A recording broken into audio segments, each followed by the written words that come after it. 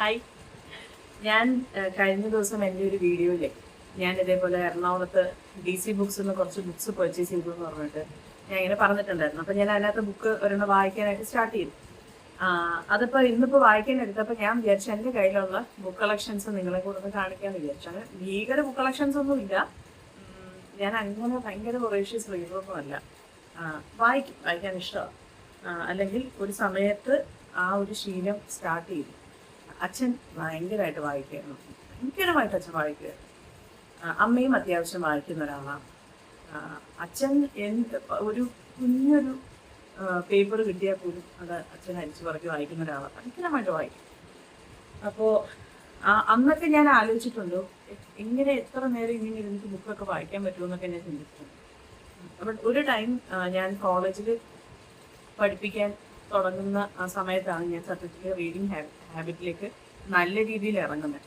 മറ്റേത് ഇടയ്ക്കൊക്കെ എനിക്ക് ഏതെങ്കിലും ഒരു ബുക്ക് ഇഷ്ടം തോന്നിയാൽ വായിക്കണമെന്ന് തോന്നിയാൽ വായിക്കും. അല്ലെങ്കിൽ നമ്മുടെ സൺഡേ സപ്ലിമെന്റ്സിന്റെ ചില ഇൻട്രസ്റ്റിംഗ് ആയിട്ടുള്ള കുറച്ച് ടീച്ചേഴ്സ് വരും, അതൊക്കെ എടുത്ത് വായിക്കും. അങ്ങനെയൊക്കെ തന്നെ വായിച്ചിട്ടുള്ളൂ. അല്ലാതെ ഭീകരമായിട്ട് ബുക്സ് വായിക്കണം എന്നുള്ള തോന്നലോ അല്ലെങ്കിൽ അങ്ങനെ ഒരു ഹാബിറ്റ് ഡെവലപ്പ് ചെയ്യണമെന്നോ സത്യത്തിൽ ഞാൻ ചിന്തിച്ചിട്ടില്ലായിരുന്നു. എൻ്റെ വീടിൻ്റെ മതിലിനോട് ചേർന്ന് തൊട്ടപ്പുറത്ത് തന്നെ ലൈബ്രറിയാണ്, SVG ശ്രീവിലാസം ലൈബ്രറിയാണ്. അപ്പോൾ അവിടുന്ന് അച്ഛൻ അവിടെ ഇപ്പോൾ എനിക്ക് തോന്നുന്നു ഇപ്പം കുറച്ച് നാളായിട്ട് അച്ഛൻ മാറി നിൽക്കുന്ന ഈ ഒരു സമയത്ത് മാത്രമുള്ള ബുക്സ് ഏതെങ്കിലും വന്നിട്ടുണ്ടെങ്കിലേ ഉള്ളൂ അച്ഛൻ അത് കവർ ചെയ്യാത്തത്. ബാക്കി അച്ഛൻ ആ സമയത്തുള്ള എല്ലാ ബുക്സും അച്ഛൻ പിന്നെ ബുക്ക് വായിക്കാനായിട്ട് എടുക്കാൻ പോകുമ്പോൾ അല്ലെങ്കിൽ അവിടുത്തെ ചേട്ടന്മാരുടെ അടുത്ത് പറയുമ്പോൾ അവർ വന്നിട്ട് പറയായിരുന്നു ബുക്സ് എല്ലാം തീർന്നു, ഇത് പുതിയത് സ്റ്റോക്ക് ചെയ്യണം. അത്ര മാത്രം അച്ഛൻ വായിക്കുമായിരുന്നു. അപ്പോൾ അന്ന് അച്ഛൻ നമ്മുടെ ഡ്രാക്കുള നോവല് വായിക്കുന്നുണ്ടായിരുന്നു. വലിയ ബുക്കാണ്, ഇത്ര ഉണ്ടാവും.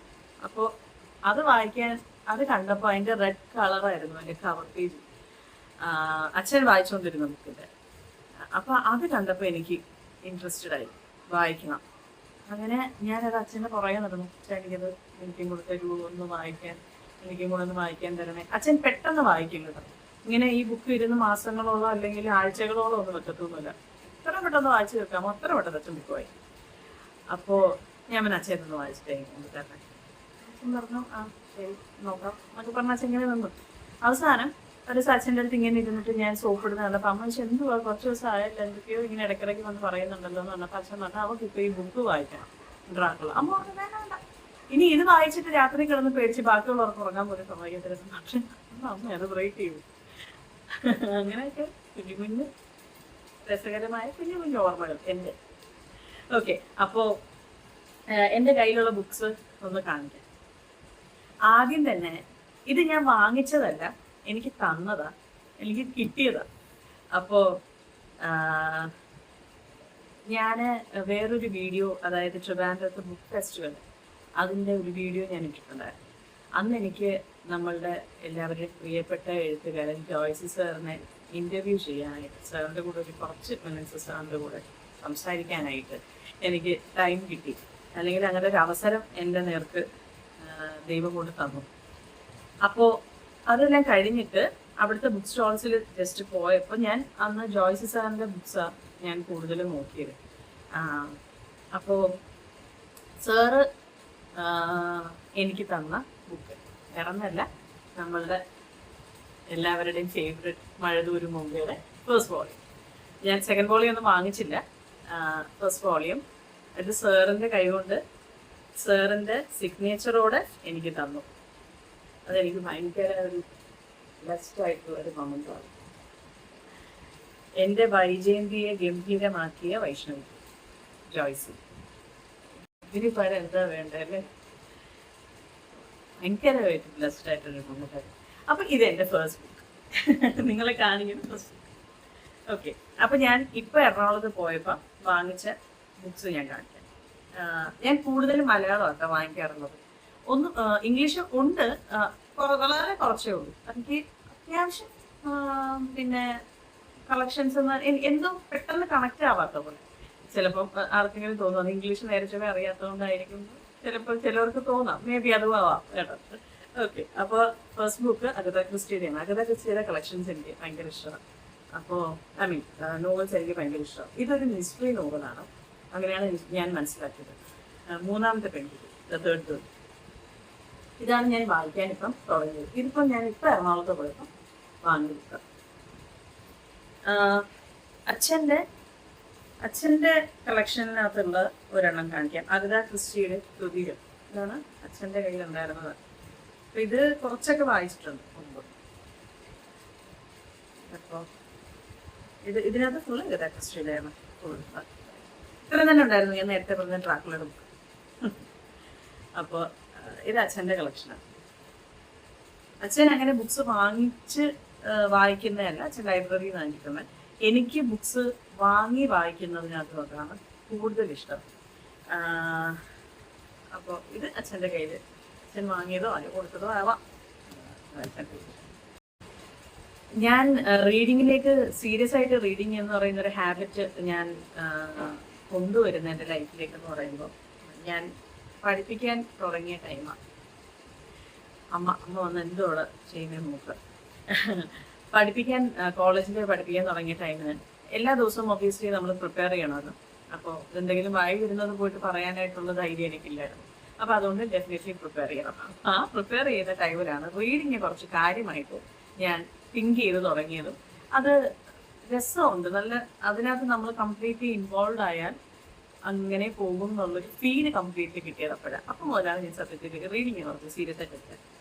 അപ്പോൾ അന്ന് ഞാൻ ആദ്യം വായിച്ചത് ബെന്യാമിൻ്റെ ആടുജീവിതമാണ്. ആ ബുക്ക് എൻ്റെ കയ്യിലില്ല, അത് ഞാൻ ലൈബ്രറിയിൽ നിന്ന് എടുത്ത് വായിച്ചതാണ്. അത് ഞാൻ ഒറ്റ ദിവസം കൊണ്ട് ഞാൻ ആ ബുക്ക് വായിച്ചു തീർത്തു. എനിക്കത് പിന്നത്തേക്ക് വെക്കാനായിട്ട് ഫീൽ ചെയ്തില്ല. ഒറ്റ ദിവസം ഒറ്റ ഇരിപ്പിന് വായിച്ചു തീർത്തു.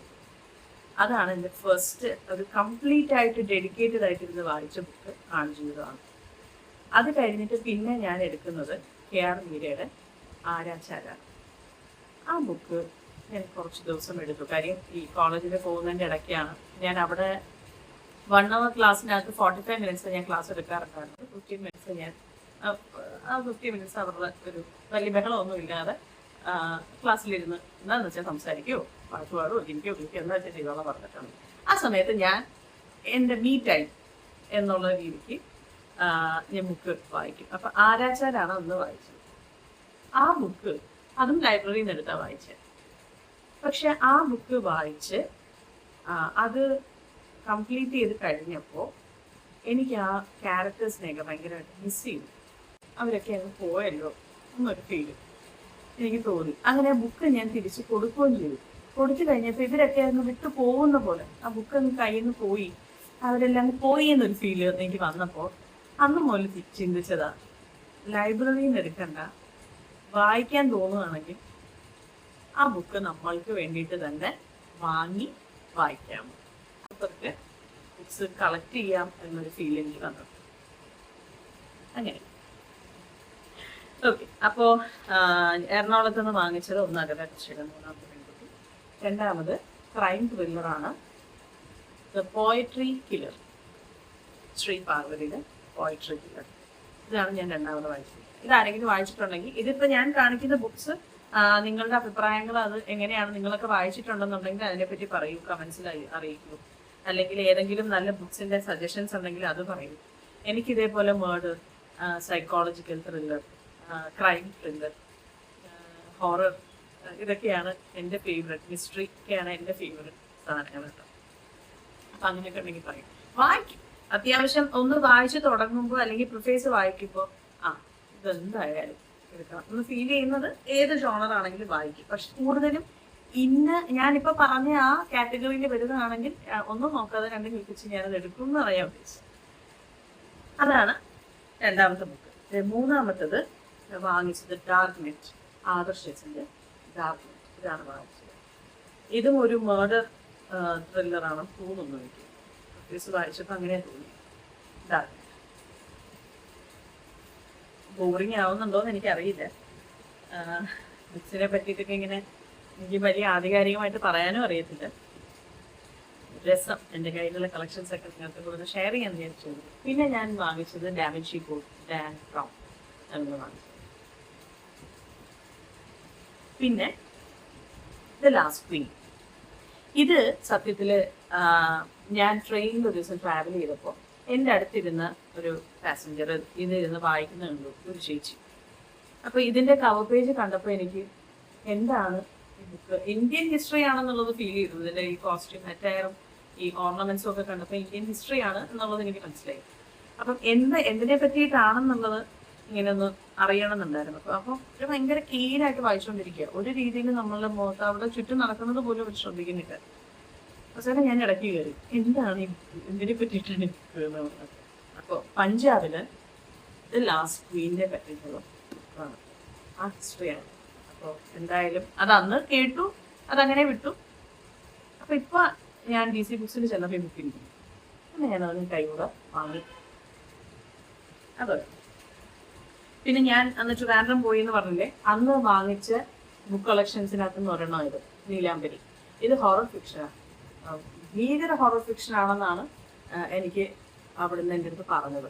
അങ്ങനെ ഞാൻ വാങ്ങിയത്.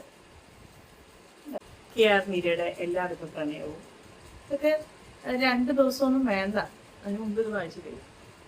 നല്ല നല്ല ഫീലുള്ള ബുക്ക്. ഇത് മെയിൽവേ എനിക്ക് ഓക്കെ ആണെന്ന് തോന്നി. ഒരു ഇതേപോലെ ഒരു മിസ്റ്ററി തന്നെയാണ് എന്നാണ് എൻ്റെ ഓർമ്മ. ഇത് വായിച്ചിട്ട് ഇപ്പോൾ കുറച്ചായിരുന്നു. മിസ്റ്ററി തന്നെയാണെന്ന് എൻ്റെ ഓർമ്മ. കുഴപ്പമില്ല. ഖദീജ. ഇത് മിക്കവരും ഞാൻ ഇൻസ്റ്റയിൽ കണ്ടിട്ടാണ് ഞാൻ ഈ ബുക്ക് വാങ്ങുന്നത്. ഇൻസ്റ്റയിൽ ഒരു വീഡിയോ കണ്ടിട്ട്. നല്ല ബുക്ക് കേട്ടോ, നല്ല രസമായിരുന്നു വായിക്കാൻ, നല്ല സുഖമായിട്ട് വായിക്കുന്നുണ്ട്. എല്ലാം വളരെ സിമ്പിൾ ലാംഗ്വേജ് ഇതൊക്കെ. അതേപോലെ കടസിയായിരിക്കും. ഇതും വളരെ ഫീലോടുകൂടി, വളരെ നമുക്ക് സാധാരണ മനുഷ്യർക്ക് പോലും നമുക്ക് എന്താ കണക്റ്റ് ആവുന്ന. പിന്നെ ഒരിടയ്ക്ക് ഞാൻ ലാജോ ജോസിന്റെ ബുക്സ് വായിക്കുകയായിരുന്നു. സാറിന്റെ 3 ബുക്ക് എൻ്റെ കയ്യിലുണ്ട്. കോഫി ഹൗസ്, ഇത് മർഡർ ഇൻവെസ്റ്റിഗേഷനാണ്. റൂത്തിന്റെ ബുക്ക്, ഹൈഡ്രേഞ്ച്. ഇത് 3 ലാജോ ജോസിന്റെ ബുക്കാണ്. എനിക്ക് ഭയങ്കര ഇഷ്ടമാണ്. ഇത് ഈ പറയുന്നത് പോലെ കടുകെട്ടി സാധനമൊന്നുമല്ല, വളരെ എല്ലാ സാധാരണ ആൾക്കാർക്കും വായിച്ച് മനസ്സിലാക്കാൻ പറ്റുന്ന അങ്ങനത്തെ സാധനങ്ങളാണ്. ഛായാമുഖി. ഇത് ഞാൻ വാങ്ങിച്ചതല്ല, ഇത് നമ്മുടെ എല്ലാം വിട്ടുപിരിഞ്ഞ ദ ഗ്രേറ്റ് ഡയറക്ടർ പ്രശാന്ത് നാഗാണ്, അദ്ദേഹത്തിന്റെ ബുക്കാണ്. ഇതൊക്കെ ഇത് ഈ കവർ പേജിനകത്ത് നിന്ന് തന്നെ നിങ്ങൾക്ക് മനസ്സിലാവും, നമ്മുടെ മോഹൻലാൽ അഭിനയിച്ച ഛായാമുഖി ഡ്രാമയില്ലേ, അതിന്റെ ബുക്കാണ്. സാറ് തന്നെയാണ് എഴുതിയിരിക്കുന്നത്. സാറ് തന്നെ തന്നതായിരുന്നു, എനിക്കല്ല, അമ്മയ്ക്ക് കൊടുത്തതാ. ഞാൻ പതുക്കെ എൻ്റെ കളക്ഷനിലോട്ടാക്കി. ഇത് നമ്മളുടെ എല്ലാം MLA doctor N. Jayaraj sir അന്ന് ആ ബുക്ക് ഫെസ്റ്റിവലിൽ പോയപ്പോൾ സാറിനെ മീറ്റ് ചെയ്തു. അപ്പൊ അന്ന് സാറ് തന്നതാണ് ഹൃദുഭേദങ്ങളുടെ പാരിതോഷികം. സാറിന്റെ സൈനോടുകൂടി എനിക്ക് കിട്ടിയത്. പിന്നെ ദി ഹൗസ് മെയിൻ. ഇത് നല്ല ഒരു മിസ്റ്ററിയാണ്. മിസ്റ്ററി എന്ന് പറഞ്ഞാൽ എന്നെ സംബന്ധിച്ച് എനിക്ക് ഒരു പോയിന്റ് കഴിഞ്ഞപ്പോൾ എനിക്ക് എവിടെയോ ഇത് പ്രെഡിക്റ്റ് ചെയ്യാൻ പറ്റി കുറച്ചൊക്കെ. പക്ഷെ നമുക്കിങ്ങനെ വായിച്ചു പോകും. ഇംഗ്ലീഷാ. ഇതിന്റെ മൂവിയൊക്കെ ഉണ്ട് കേട്ടോ നെറ്റ്ഫ്ലിക്സിൽ. ഞാൻ വായിച്ചതായതുകൊണ്ട് വായിച്ച സുഖം പോകണ്ടെന്നുണ്ടെങ്കിൽ ഞാൻ അത് കണ്ടില്ല. പക്ഷെ എനിക്ക് അതിന്റെ ടൈറ്റിൽ കണ്ടപ്പോൾ എനിക്ക് മനസ്സിലാവും. ഇതേ കണക്ക് തന്നെ ഒരു ടൈറ്റിൽ കൊടുത്തിട്ടുണ്ട്. ഇത് ഉദകപ്പോള, പത്മരാജൻ സാറിന്റെ ബുക്കാണ്. ഈ ഉദകപ്പോള നമ്മളുടെ മോഹൻലാൽ സാറിന്റെ ദ മോസ്റ്റ് എന്താ സെലിബ്രേറ്റഡ് മൂവി തൂവാനം തുമ്പികളുടെ ബുക്കാണ് ഉദകപ്പോള. സിനിമ നമ്മൾ പലതവണ കണ്ടു, പക്ഷെ ഇത് വായിക്കുമ്പോൾ നമുക്ക് ആ ഫേസസ് തന്നെ ആയിരിക്കും വരുന്നത്. പക്ഷെ വായിക്കുമ്പോൾ എവിടേക്കോ നമ്മളുടേതായ ചില ഭാവനകൾ വന്ന് കയറും. എനിക്കങ്ങനെ തോന്നി. അങ്ങനെ അതൊന്ന് എക്സ്പീരിയൻസ് ചെയ്യാൻ വേണ്ടിയിട്ട് ഞാൻ വാങ്ങി. വായിക്കാൻ ഫാമിലി അപ്സ്റ്റേഴ്സ്. ഇതും ഒരു മേർഡർ ഇൻവെസ്റ്റിഗേഷനിൽ എനിക്ക് കുഴപ്പമില്ല, അത്യാവശ്യം വായിക്കാൻ പറ്റില്ല. പിന്നെ ഇത് ഒരു പോലീസ് സർജന്റെ ഓർമ്മക്കുറിപ്പ്. ഇത് ഉമാദത്തൻ സാറിന്റെയാണ്. അദ്ദേഹം മരിച്ചുപോയി. അദ്ദേഹത്തിന്റെ പിന്നെ ഫോറൻസിക് പിന്നെ എക്സ്പീരിയൻസസ് ആണ് ഒരു മർഡർ ഇൻവെസ്റ്റിഗേഷന് പോയതും ആ കേസുകളിനകത്ത് ഓരോ വഴിത്തിരിവുകൾ ഉണ്ടാക്കുന്ന കുറച്ച് പോലീസ് സർജൻ്റെ ഓർമ്മപ്പെടുത്തുന്നു. എനിക്ക് ഞാൻ പറഞ്ഞല്ലോ, എനിക്ക് ഇതേ കണക്ക് ഈ മേർഡറിനെ പറ്റിയിട്ടൊക്കെ അറിയാനും അതിൻ്റെ ഞാൻ കൂടുതലും ഈ നമ്മുടെ ഏഷ്യാനെറ്റിലൊക്കെ FIR എന്ന് പറയുന്ന പ്രോഗ്രാംസ് ഒക്കെ ഭയങ്കരമായിട്ട് കാണുന്ന ആളായിരുന്നു. ആ ഒരു ഭയങ്കര ഇഷ്ടമാണ് അതൊക്കെ. ഫുള്ള് വായിച്ചു. ആ ഓരോരുത്തർ ആ ഒരു മൈന്യൂട്ട് സാധനങ്ങൾ അവർ കണ്ടുപിടിക്കുന്നതും അതിന് വളരെ ഡീറ്റെയിൽ ആയിട്ട് തന്നെ കൊടുത്തിട്ടുണ്ട്. ഇപ്പം സർജന് ഒരു പോലീസ് സർജന് മാത്രം അല്ലെങ്കിൽ ഈ ഒരു ഡോക്ടേഴ്സിൻ്റെ അടുത്തൊക്കെ മാത്രം സംസാരിക്കുമ്പോൾ അവർക്ക് മനസ്സിലാവുന്ന സാധനങ്ങളൊക്കെ വളരെ ഡീറ്റെയിൽ ചെയ്ത് തന്നെ നമ്മൾ സാധാരണക്കാർക്ക് മനസ്സിലാവുന്ന പോലെ തന്നെ കൊടുത്തിട്ടുണ്ടായിരുന്നു. അതാണ് കറുത്ത സൂര്യൻ. ഇത് അച്ഛൻ്റെ കളക്ഷനാണ്. ബി ഹരികുമാർ. അദ്ദേഹത്തിനെ ആരെങ്കിലും ഒക്കെ മുമ്പ് ടെലിവിഷനിലൊക്കെ കണ്ടിട്ടുള്ളത്. അദ്ദേഹത്തിൻ്റെ ബുക്കാണ്.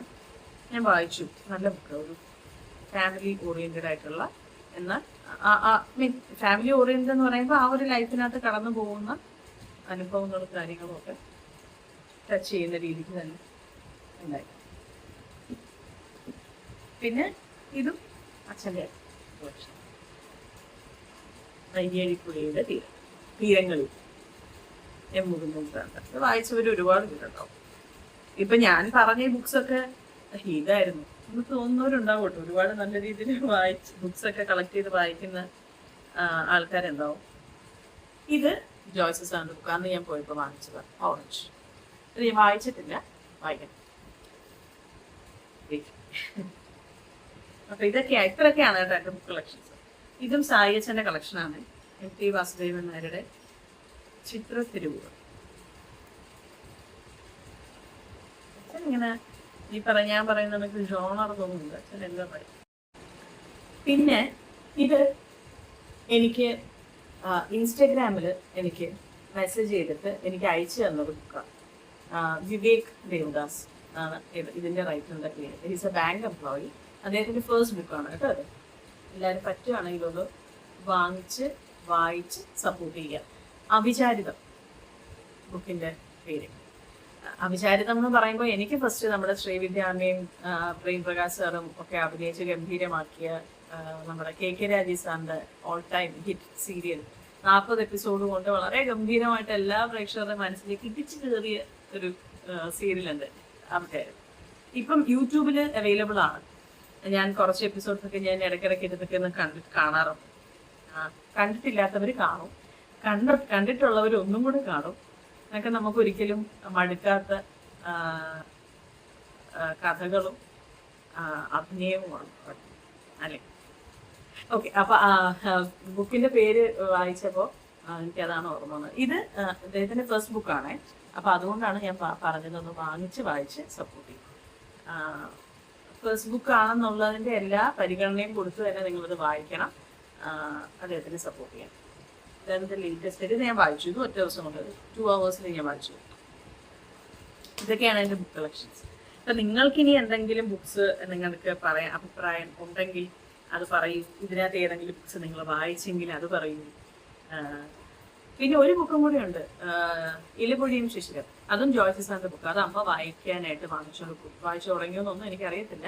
അത് കൊണ്ടുപോയിട്ടുണ്ട്. ഇങ്ങനെ ബോറ് അടിച്ചില്ല എന്ന് വിശ്വസിക്കുന്നു. എനിക്കിഷ്ടമുള്ളതായതുകൊണ്ട് നിങ്ങൾക്കും കൂടെ ഒന്ന് ഷെയർ ചെയ്യാന്ന് വിചാരിച്ചത്. അപ്പോൾ ഓക്കെ, നമുക്ക് അടുത്ത വീഡിയോയിൽ കാണാം.